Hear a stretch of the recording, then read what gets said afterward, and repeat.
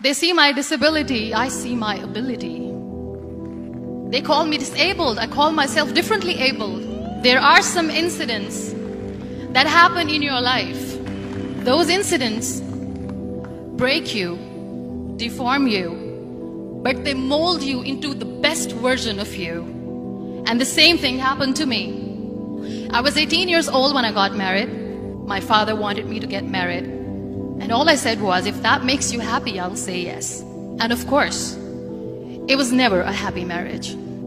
Just about after 2 years of getting married, I met a car accident. Somehow my husband fell asleep and the car fell in the ditch. He managed to jump out, saved himself. I'm happy for him. But I stayed inside the car and I sustained a lot of injuries. The list is a bit long, don't get scared. The wrist was fractured. Shoulder bone and collarbone were fractured. My whole rib cage got fractured. And because of the rib cage injury, lungs and liver were badly injured.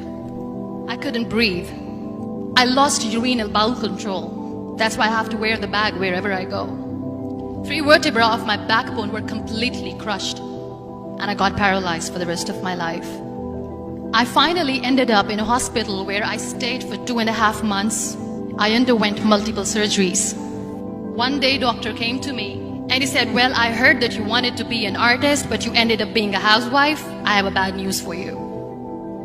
You won't be able to paint again because your wrist and your arm are so deformed, you won't be able to hold a pen again. Next day, doctor came to me and said, your spine injury is so bad, you won't be able to walk again. Because of your spine injury and the fixation that you have in your back, you won't be able to give birth to a child again.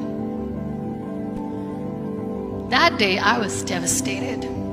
I asked my mother, why me? And that is where I started to question my existence. Why am I even alive? And that is where I realized that the words have the power to heal the soul. My mother said to me, this too shall pass. God has a greater plan for you. I don't know what it is, but He surely has.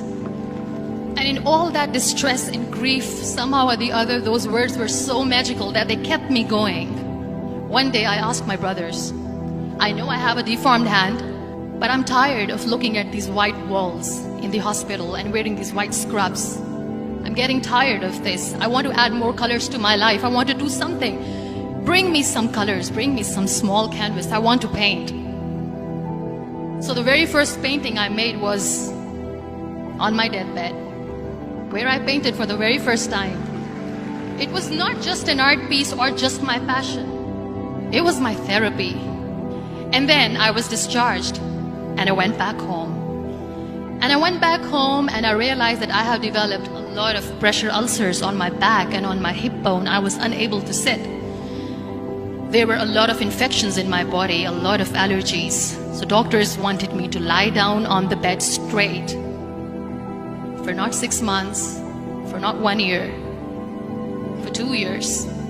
I was bedridden, confined in that one room, looking outside the window, listening to the birds chirping, and thinking maybe there will be a time when we'll be going out with the family and enjoying the nature. That was the time where I realized how lucky people are. That is the time where I realized that the day I'm going to sit, I'm going to share this pain with everyone to make them realize how blessed they are, and they don't even consider them lucky. That day I decided that I'm going to fight my fears. We all have fears. Fear of unknown, fear of losing people, fear of losing health, money. We want to excel in career, we want to become famous, we want to get money. We are scared all the time. So I wrote down one by one all those fears. And I decided that I'm going to overcome these fears one at a time. You know what was my biggest fear? Divorce. I was trying to cling on to this person who didn't want me anymore, but I said no. I have to make it work. But the day I decided that this is nothing but my fear, I liberated myself by setting him free. And I made myself emotionally so strong that the day I got the news that he's getting married, I sent him a text that I'm so happy for you and I wish you all the best. And he knows that I pray for him today. Number 2 was, I won't be able to be a mother again. And that was quite devastating for me. But then I realized there are so many children in the world, all they want is acceptance. So there is no point of crying, just go and adopt one. And that's what I did. People think that they will not be accepted by the people because we, in the world of perfect people, are imperfects. So I decided that instead of starting an NGO for disability awareness, which I know will not help anyone, I started to appear more in public. I started to paint. I decided that I'm going to join the national TV of Pakistan as an anchor person. And I've been doing a lot of shows for the last 3 years. I became the National Goodwill Ambassador for UN Women Pakistan, and now I speak for the rights of women, children. We talk about inclusion, diversity, gender equality, which is a must. Every time I go in public, I always smile. It's always a big toothy smile on my face, and people ask me, don't you get tired of smiling all the time? What's the secret? I always say one thing, that I have stopped worrying about the things that I have lost, the people that I have lost. Things and people who were meant to be with me are with me. And sometimes, somebody's absence makes you a better person. Cherish their absence. It's always a blessing in disguise. Live your life fully. Accept yourself the way you are. Be kind to yourself.